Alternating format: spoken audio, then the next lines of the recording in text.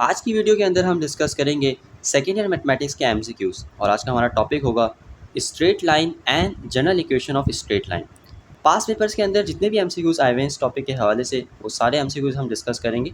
Video को and तक देखिएगा ताकि आपके सारे कॉन्सेप्ट्स क्लियर हो सके और आप एग्जाम के अंदर एमसीक्यूज को बआसानी सॉल्व कर सकें। अगर आप चैनल पर नए हैं तो चैनल को सब्सक्राइब कर सकते हैं, साथ ही बेल आइकन को भी प्रेस कर सकते हैं। वीडियो को स्टार्ट करते हैं।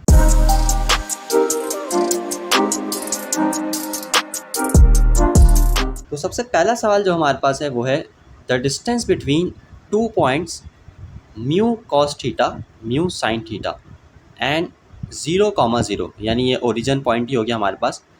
हमें निकालना है डिस्टेंस बिटवीन 2 पॉइंट। एक पॉइंट हमें ये पता है, दूसरा पॉइंट हमें ये पता है। याद है आपने पढ़ा होगा स्ट्रेट लाइन के अंदर डिस्टेंस फार्मूला। ये हमारे पास आ गया distance formula y2 minus y1 का square plus x2 minus x1 का स्क्वायर और ये फिर हमारे पास क्या आ गया, पूरा का पूरा स्क्वायर रूट आ गया। अब यहाँ पर x2 y2 x1 y1, पहले तो हमें डिसाइड करना पड़ेगा x1 y1 और x2 y2 है कौन से। देखो जो भी पहला पॉइंट हमेशा गिवन हो ना सवाल के अंदर वो आपके पास होता है x1 y1। तो मैं सिंपल वैल्यू सब्स्टिट्यूट करूँगा यहाँ पर। इस तरीके के सवाल बहुत दफ़ा आते हैं पेपर के अंदर। तो यहाँ पे y2 आ गया मेरे पास 0, y1 की वैल्यू आ गई मेरे पास म्यू साइन थीटा। इसी तरीके से x2 की वैल्यू हमारे पास आई 0, x1 की वैल्यू आई म्यू कॉस थीटा। यहाँ पे अब देखो इसका स्क्वायर हुआ, म्यू का स्क्वायर हुआ और साइन का स्क्वायर हुआ। इसी तरीके से यहाँ पे भी म्यू का स्क्वायर हुआ, कॉस थीटा का स्क्वायर हुआ। साइन स्क्वायर और कॉस स्क्वायर हम जानते हैं कि 1 के बराबर होता है। यहाँ से मैं म्यू स्क्वायर को कॉमन ले लूँगा, म्यू स्क्वायर को मैंने ले लिया common. Sine square plus cos square 1 के बराबर होता है, मैंने लिख दिया 1। और जो डिस्टेंस मिला इन दो पॉइंट्स के दरमियान वो हमें मिला म्यू।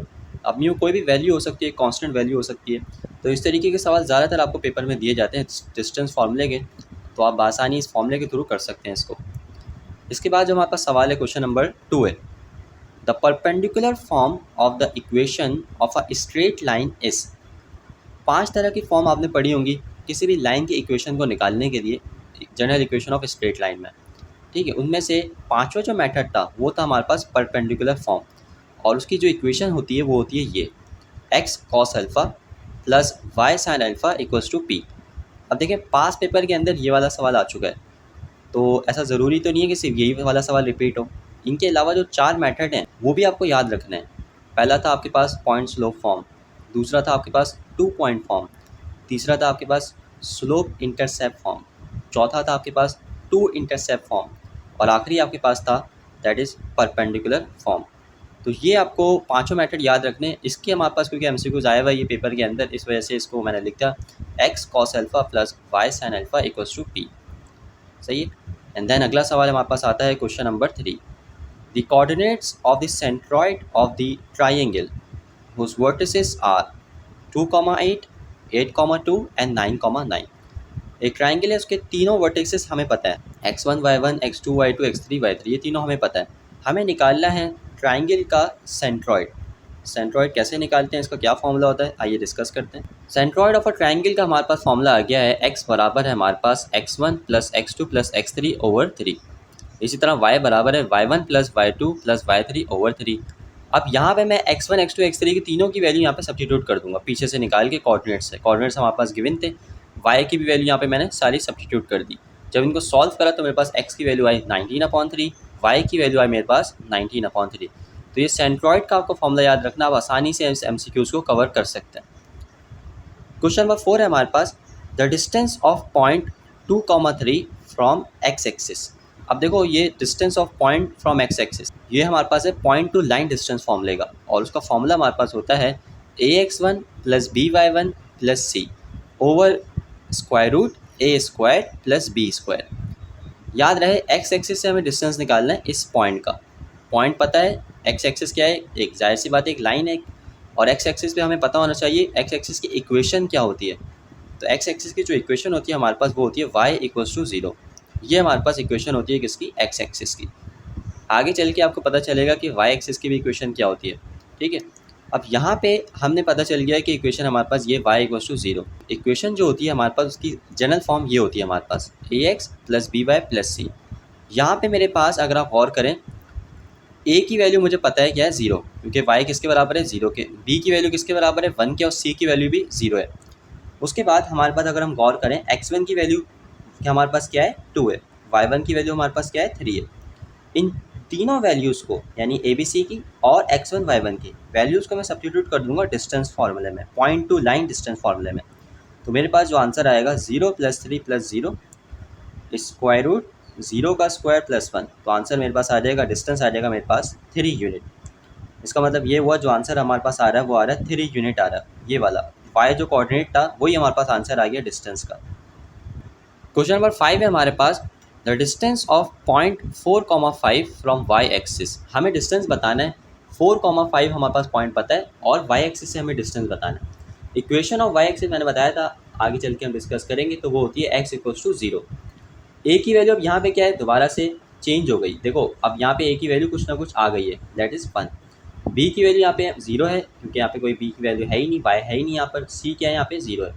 डिस्टेंस फॉर्मूला हमने दोबारा अप्लाई किया क्योंकि अब y एक्सिस से पॉइंट तक का डिस्टेंस मालूम करना है। तो डिस्टेंस की वैल्यू रखी, ए की जगह ए की वैल्यू आ गई, x1 हमारे पास आ गया, बी हमारे पास 0 है, सी हमारे पास 0 है। तो जो डिस्टेंस हमारे पास आया क्या आया, 4 यूनिट आया। इस केस के अंदर अगर आप गौर करो, y एक्सिस से हमारे पास डिस्टेंस क्या आ रहा है 4 यूनिट और x एक्सिस की वैल्यू क्या थी 4 यूनिट। तो आप डायरेक्ट भी कर सकते हो बिना सॉल्व किए। लेट्स से अगर यहाँ पे वैल्यू गिवन होती 5 तो मैं आपको डायरेक्टली बता सकता था इसका आंसर क्या आता, 5 यूनिट आता। अगर यहाँ पे वैल्यू गिवन होती 7 तो उसका आंसर क्या आता, 7 यूनिट आता। तो इस तरीके से आप distance of point from y axis and x axis निकाल सकते हैं। आपको सिर्फ याद रखना है point to line distance formula. अगला जो हमारे पास सवाल है वो है, the slope of the line perpendicular to 3x - 5y - 15 = 0। यानी आपको उस लाइन का स्लोप निकालना है जो कि परपेंडिकुलर है इस लाइन के। देखो इक्वेशन देख के हम स्लोप कैसे निकाल सकते हैं, कैसे फॉर्मूला हमारे पास है m = -a/b। एक फॉर्मूला आपने पढ़ा होगा m = y2 - y1 / x2 - x1। यहाँ हम फॉर्मूला नहीं लगा सकते क्योंकि 2 पॉइंट नहीं पता। तो सिंपल इक्वेशन देख के पहले मैं इस लाइन का स्लोप निकाल लूँगा, सही है। फिर कंडीशन लगाएंगे हम, कंडीशन क्या लगाएंगे हम आगे देखेंगे, पहले स्लोप निकाल लेते हैं। a की वैल्यू हमें पता है 3, b की वैल्यू हमारे पास क्या है -5, रख दी वैल्यू, आंसर हमारे पास आया 3/5। अब परपेंडिकुलर लाइन की कंडीशन होती है m1 × m2 = -1, यानी दो स्लोप को आप मल्टीप्लाई करा दो और बराबर ले लो -1 के। अब क्योंकि हमें उस लाइन का स्लोप निकालना है जो परपेंडिकुलर है इस लाइन के, सही है। तो मेरे पास तो m1 मुझे पता है 3/5, m2 मुझे निकालना है। तो सिंपल मैं 5 को उधर भेजूंगा, 3 को मैं नीचे शिफ्ट करूंगा, मेरे पास उस लाइन का स्लोप आ जाएगा जो इस लाइन के, जिसकी हमें इक्वेशन गिवन है, उसके परपेंडिकुलर है। क्या स्लोप आया मेरे पास, m2 = -5/3। अब परपेंडिकुलर लाइन का स्लोप आपसे पूछा गया है तो सवाल के अंदर पैरेलल लाइन का स्लोप भी आ सकता है, सही है। तो बुक्स के अंदर ही से एमसीक्यू सारे बनते हैं, बुक से बाहर से एमसीक्यू नहीं बनते। क्वेश्चन नंबर 7 हमारे पास है, if a is 2/3 the way from p to q, the a divides pq in the ratio। Question number 7 हमारे पास है, if a is 2/3 the way from p to q, the a divide pq in the ratio। यानी कि ये जो a point है ये pq line से दूर है 2/3, सही है। और a डिवाइड कर रहा है, कितने रेशो से डिवाइड कर रहा है ये हमें मालूम करना है। तो मालूम करने का बहुत ही आसान तरीका है, फॉर्मूला आपको याद रखना है। देखो जितने भी दूर है ना ये जो ए पॉइंट है ये पी क्यू से कितना दूर है, 2/3 वे। तो आपने सबसे पहले तो इसका डिवीजन याद रखना है। जो पहला आपके पास ऊपर वाला जो नंबर है वो आपने ऐसे लिखा 2, और जो बराबर वाला नंबर आएगा आपके पास, यानी हम कहते हैं ना 2:2, 2:4, तो जो बराबर वाला नंबर हमारे पास आएगा वो आएगा नीचे वाले नंबर से माइनस करके। तो इस तरीके से हमें पता चल जाएगा ये जो ए पॉइंट है इस लाइन सेगमेंट को पी क्यू को किस रेशियो से डिवाइड करेगा, सही है। नीचे वाले नंबर में से ऊपर वाले नंबर को माइनस कर देना, आंसर हमारे पास ये आया। और ऊपर वाला नंबर हम ऐसे लिखेंगे तो हमें पता चल जाएगा रेशियो, सही है। रेशियो थ्योरम से भी हम निकाल सकते हैं लेकिन वो बहुत लंबा पड़ेगा। क्वेश्चन नंबर 8 है हमारे पास, इफ़ 2 और more straight lines meet at one point then the lines are said to be. अब देखो ये एक लाइन आ गई, ये दूसरी लाइन आ गई, ये तीसरी लाइन आ गई, एक ही पॉइंट से पास हो रही है। तो उन लाइंस को, या ये कह सकते हैं उस पॉइंट को हम कहते हैं कॉन्करेंट पॉइंट, और उन लाइंस को हम कहते हैं कॉन्करेंट लाइन, सही है। तो ये पॉइंट याद रखना है आपको, एमसीक्यूज़ में काफ़ी दफ़ा आता है ये वाला सवाल। उसके बाद जो हमारे पास सवाल है वो है question number 9, the point of concurrency of the medians of a triangle is called. अब देखो ये एक ट्राइंगल आ गया हमारे पास, अपोजिट साइड से सामने वाली साइड पे एक हमने लाइन गिराई, सही, हाफ में डिवाइड कर दिया। बिल्कुल यही काम हमने यहाँ पे करा, इस साइड पे और इसी तरह अपोजिट साइड पे। और ये एक पॉइंट आपको नज़र आ रहा होगा, इस पॉइंट को हम कहते हैं सेंट्रॉइड। सही है, ये इन तीनों मीडियन का कॉमन पॉइंट, इन ये तीनों मीडियन इस पॉइंट से पास आउट हो रही है, इसलिए इस पॉइंट को हम क्या कह रहे हैं, सेंट्रॉइड। और सेंट्रॉइड का फॉर्मूला हम पिछले सवाल में कर आ चुके हैं।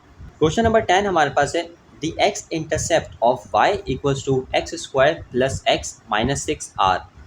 X intercept of y equation हमें पता है। अब एक्स इंटरसेप्ट में y की वैल्यू जो होती है वो होती है 0। सही है, तो करेंगे सबसे पहला स्टेप यही, y की जगह मैं रख दूंगा 0। अब मुझे यहाँ से इक्वेशन एक पता चल गई। देखो यहाँ से x की कितनी वैल्यू जाएंगी, 2 वैल्यू जाएंगी। अब इसको सॉल्व करते हैं with the help of calculator. हम सबसे पहले जाएंगे मॉड के अंदर, मॉड के अंदर जाने के बाद हम जाएंगे इक्वेशन में, इक्वेशन के अंदर जाने के बाद हम जाएंगे 3 में, एंड देन अब देखो कोफिशिएंट देखते हैं। एक्स स्क्वायर का कोफिशिएंट क्या है हमारे पास, एक्स स्क्वायर का कोफिशिएंट है हमारे पास 1 रख दिया, इक्वल्स टू का साइन दबाया, एंड देन उसके बाद एक्स का कोफिशिएंट हमारे पास 1 है, 1 रख दिया, एंड देन सी हमारे पास है -6 रख दिया। और यहाँ से पहली वैल्यू हमारे पास आ रही है 2, दूसरी वैल्यू हमारे पास आ रही है -3। कोई सा भी आगे पीछे कर सकते, कोई मसला नहीं है, वैल्यू सेम होनी चाहिए। एक है -3, दूसरा है 2। इस क्वेश्चन में आपको एक्स इंटरसेप्ट निकालने को कहा गया था, लेकिन क्या वाई इंटरसेप्ट का सवाल नहीं आ सकता? तो बिल्कुल वाई इंटरसेप्ट का सवाल भी आ सकता है। उस केस में क्या होगा, उस केस में आप एक्स की जगह 0 रखोगे और इसी तरह वाई की 2 वैल्यूज आ जाएंगी। ठीक है, अब हम चलते हैं क्वेश्चन नंबर 11 पे। सवाल है हमारे पास the measure of angle from a line with slope 3 to the line with slope 5, यानी 2 लाइन के दरमियान हमें एंगल निकालना है। एक लाइन का स्लोप है 3, दूसरी लाइन का स्लोप है 5। ये वाला फॉर्मूला आपने पढ़ा होगा, tangent theta equals to second line का स्लोप माइनस फर्स्ट लाइन का slope over 1 plus first line multiply by second line का स्लोप। अब देखो जो पहला है स्लोप हमारे पास वो है 3, दूसरा स्लोप हमारे पास है 5। वैल्यूज हम सब्स्टिट्यूट करेंगे, बहुत ही सिंपल सा सवाल है ये। और जो आंसर आएगा हमारे पास बाद होगा ऑप्शन में, हमारे पास ऐसे ऑप्शन आते हैं टेंजेंट इनवर्स 1/8, और बाद होगा पूरी वैल्यू गिवन होती है, लेट्स से 45 डिग्री या π/2 या π/6। तो किसी में भी आपको ऑप्शन दे सकते हैं, वो आपको उस हिसाब से अपना आंसर निकालना है। क्वेश्चन नंबर 12 हमारे पास है two straight lines represented by ax² plus 2hxy plus by² equals to 0 will be coincident if. अच्छा, ये कंबाइंड इक्वेशन है और कंबाइंड इक्वेशन में हमें देखना होता है कि कैसे ही कोइंसिडेंट होगी। तो उसका आपको कंडीशन याद रखनी, कोइंसिडेंट की कंडीशन h², यानी कि जो h की वैल्यू है इसका स्क्वायर करेंगे बराबर अगर आ जाए a b के प्रोडक्ट के, x² को कोफिशिएंट a, y² को कोफिशिएंट b, तो इसका मतलब जो 2 लाइन्स होंगी, ये कंबाइंड लाइन की इक्वेशन है, वो आपस में क्या होंगी, कोइंसिडेंट होगी। क्वेश्चन नंबर 12 हमारे पास। क्वेश्चन नंबर 13 हमारे पास है if the equation of a straight line is this then the point 1,2 lies. अब इसमें 4 ऑप्शन होते हैं, below, above, on the line. जैसे ये लाइन है, ये पॉइंट इस लाइन के अबव लाई करेगा, नीचे लाइन करेगा, या ऑन द लाइन लाई करेगा। तीनों केसेस समझ लेंगे इस सवाल के अंदर। सबसे पहले काम ये करेंगे, ये जो पॉइंट है इस इक्वेशन में डालेंगे। हमने डाला, अगर आंसर इस 0 से ग्रेटर देन आ गया, इसका मतलब ये जो पॉइंट है ये लाई करेगा अबव दी लाइन। कहाँ लाई करेगा, अबव दी लाइन। लेकिन अगर आंसर लेस देन 0 आया, इसका मतलब लाई करेगा बिलो दी लाइन। और अगर आंसर 0 ही के बराबर आ गया तो ये पॉइंट लाई करेगा ऑन दी लाइन, यानी लाइन ही पर लाई करेगा। ठीक है, तो इस तरीके के सवाल भी पेपर में आते हैं। क्वेश्चन नंबर 14 हमारे पास है the area of the triangle whose vertices are 0, 0, 2, 0 and 0, 4। Area of a triangle का हमारे पास फॉर्मूला आ गया x2 - x1 x3 - x1 y2 - y1 over y3 - y1। ये तीनों वैल्यूज मैं यहाँ पे सब्स्टिट्यूट करूँगा और जो मेरे पास सॉल्व करके जो मेरे पास आंसर आएगा वो आएगा 4 स्क्वायर यूनिट। आपकी आसानी के लिए उन्होंने 0, 0 ज़्यादा दिया हुआ है, तो आप जल्दी से इसको कैलकुलेट कर लेंगे और आंसर हमारे पास आएगा 4 स्क्वायर यूनिट। क्वेश्चन नंबर 15 हमारे पास है the slope of Y axis. Slope of Y axis हमारे पास होता है इन्फिनिटी, यानी इनफाइनाइट। आगे चल के हम डिस्कस करेंगे एक्स एक्सिस का स्लोप क्या होता है। ठीक है, क्वेश्चन नंबर 16 हमारे पास है if slope of a line is -2 and Y intercept is 3। अब इस सवाल में क्या निकालना है, the equation of line is, equation निकालनी है हमें लाइन की। स्लोप पता है, वाई इंटरसेप्ट हमारे पास b है, ये है फोर्थ फॉर्म, यानी इक्वेशन ऑफ लाइन निकालने का चौथा मेथड है हमारे पास। b हम की वैल्यू हमें पता है 3, हमने फॉर्मूला लगाया y equals to mx plus b, m हमें पता था -2, वैल्यू रखी, हमारे पास ये इक्वेशन आ गई। क्वेश्चन में आपके पास 4 ऑप्शन होंगे, तो आप कोई सा भी एक चूज़ कर सकते हैं। अगर आपके पास ये आंसर उसमें मौजूद है तो आप उसको चूज़ कर सकते हैं। ठीक है, क्वेश्चन नंबर 17 है two lines represented by ax² plus 2hxy plus by² will be perpendicular if. अब देखो ये दोबारा से एक कंडीशन आ गई है कि क्या परपेंडिकुलर कैसे होगी ये दो लाइंस, यानी कि कंबाइंड लाइन की इक्वेशन है, ये परपेंडिकुलर किस वक्त होगी। तो इनकी कंडीशन याद रखनी है आपको, a प्लस बी बराबर होगा अगर ज़ीरो के x² का कोफिशिएंट y² का कोफिशिएंट, इनका सम अगर बराबर हो जाए ज़ीरो के, तो वो लाइन, ये दोनों लाइन्स यानी कंबाइंड लाइन है ना ये, तो ये दोनों लाइन आपस में क्या होंगी, परपेंडिकुलर होंगी। ठीक है, ये आपको कंडीशन याद रखनी है। क्वेश्चन नंबर 18 हमारे पास है 3x minus 5y minus 15 equal to 0 is parallel to the line. चार ऑप्शन आपके पास गिवन होंगे और कहा ये जा रहा होगा ये एक इक्वेशन है, इसके पैरेलल आप बताएं कौन सी इक्वेशन होगी। बहुत ही आसान है इसका केस याद रखना, स्लोप ऑफ पैरेलल लाइंस आपस में क्या होता है, इक्वल होता है। तो आपको इस तरीके से याद रखना है, ये दोनों पैरेलल लाइंस हैं, तो मैंने ऑप्शन पहले ही चूज़ कर लिया। अब देखो स्लोप इसका क्या होगा, -3/5 होगा, और इसका क्या होगा, इसका भी क्या होगा, 3/5 होगा। एक्स का कोफिशिएंट और ये किसका होगा, वाई का कोफिशिएंट होगा। तो इसलिए स्लोप पैरेलल लाइंस का हमेशा क्या होता है, इक्वल। तो आप बड़ी आसानी से इक्वेशन बता सकते हैं जो इस लाइन के पैरेलल होगी। क्वेश्चन नंबर 19 में पूछा जा रहा है the line 4x plus 5y plus 2 equal to 0 is perpendicular to the line, यानी कि ये जो लाइन है ये किस लाइन के परपेंडिकुलर है। चार ऑप्शन आपके पास गिवन होंगे एमसीक्यूज के अंदर। जिस तरह पिछले वाला सवाल था, क्वेश्चन नंबर 18 था, उसमें आपके पास लाइन पैरेलल थी एक दूसरी लाइन के। इस केस के अंदर लाइन, ये जो इक्वेशन गिवन है ये परपेंडिकुलर एक और लाइन के, और ऑप्शन में आपके पास चार इक्वेशन गिवन होंगी। अब कैसे हम पता लगाएं कि कौन सी इक्वेशन है परपेंडिकुलर है इस लाइन के।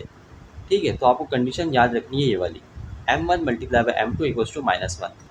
सबसे पहले आपने इस लाइन का स्लोप निकाल लेना है एंड देन फिर उसके बाद आपने m2 निकाल लेना है। m2 जैसे ही आपके पास आ जाएगा, आप बारी बारी उन ऑप्शंस को चेक करेंगे कि किसका स्लोप m2 के बराबर है।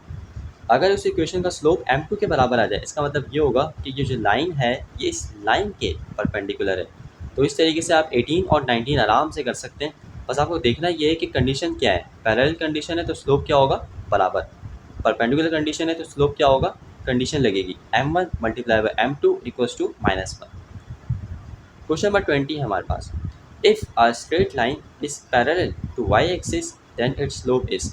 एक लाइन है जो कि y एक्सिस के पैरेलल है। अब y एक्सिस का स्लोप क्या होता है, वो होता है इन्फिनिटी। y एक्सिस का स्लोप क्या होता है, इन्फिनिटी।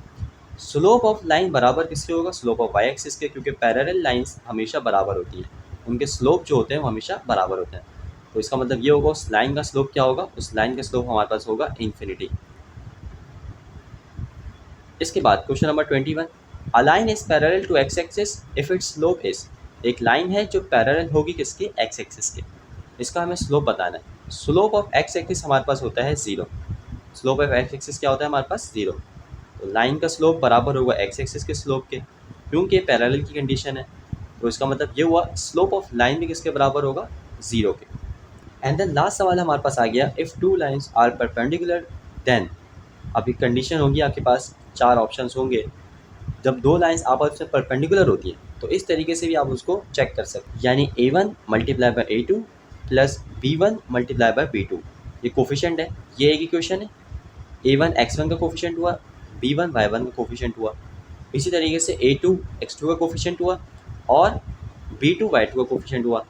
इनके कोफिशिएंट को जब आपस में मल्टीप्लाई करके ऐड करेंगे, इनका आंसर 0 के बराबर आना चाहिए।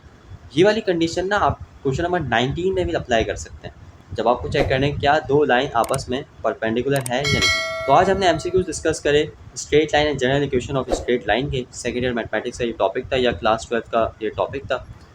नेक्स्ट वीडियो के अंदर हम और मजीद एमसीक्यूज डिस्कस करेंगे। मेरी कोशिश यही थी कि सारे एमसीक्यूज कवर हो जाएं general equation of straight line के। अगर कोई एमसीक्यूज मुझसे मिस हो चुका है तो आप मुझे कमेंट सेक्शन में वो एमसीक्यूज लिख सकते हैं, मैं उसका जवाब आपको दे दूंगा। अगर वीडियो पसंद आई है तो वीडियो को लाइक करें, चैनल पर अगर नए हैं चैनल को सब्सक्राइब करें। मिलते हैं आपसे अगली वीडियो में, तब तक के लिए अपना ख्याल रखें।